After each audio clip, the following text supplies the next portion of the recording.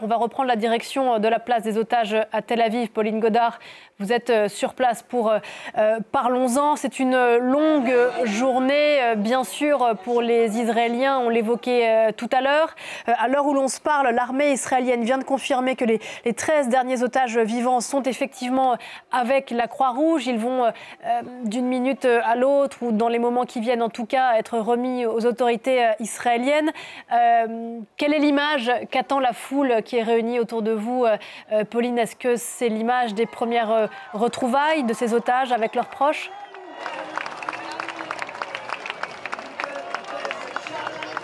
Oui, c'est en effet ce que tout le monde attend. On a déjà vu quelques photos des 7 premiers otages qui ont pu voir leur famille. Ils se trouvent toujours sur la base de Re'im. Et comme vous le disiez, les 13 autres otages sont en route pour Israël. Ils sont toujours avec le CICR et ils devraient être remis dans quelques minutes à l'armée israélienne pour ensuite passer la frontière entre la bande de Gaza et Israël et se rendre eux aussi sur la base de Re'im. Alors il est vrai que les gens attendent ça depuis 2 ans maintenant ici.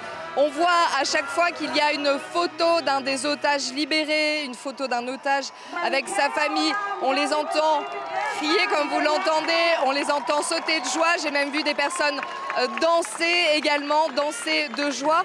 On sent vraiment la différence d'ambiance. Nous étions là à différentes reprises ces 2 dernières années pour différentes libérations d'otages et on voit bien la différence. Je me souviens que les gens nous disaient à chaque libération d'otages, on est bien sûr évidemment heureux de voir des otages libérés, mais nous avons le cœur lourd car d'autres otages sont toujours entre les mains du Hamas. Et cette fois, nous disent-ils, cette fois ils sont tous libres et c'est pour ça qu'ils se sentent enfin soulagés. Ils nous disent ça y est, on respire à nouveau et c'est ça. Pour ça que quand on les voit aujourd'hui, il y a une explosion de joie qui est vraiment bien différente des autres libérations. Ils se disent, et comme nous l'expliquait Natacha tout à l'heure, que nous avons eu un peu plus tôt sur notre antenne, elle était à mes côtés et elle me disait, pour moi, ça y est, la boucle est bouclée, on va pouvoir enfin tourner une page et peut-être se remettre à nouveau à vivre ici en Israël, même si elle le disait aussi, bien sûr, il y a encore beaucoup d'étapes, il y a encore beaucoup de choses à faire, beaucoup de choses qui ne sont pas finies.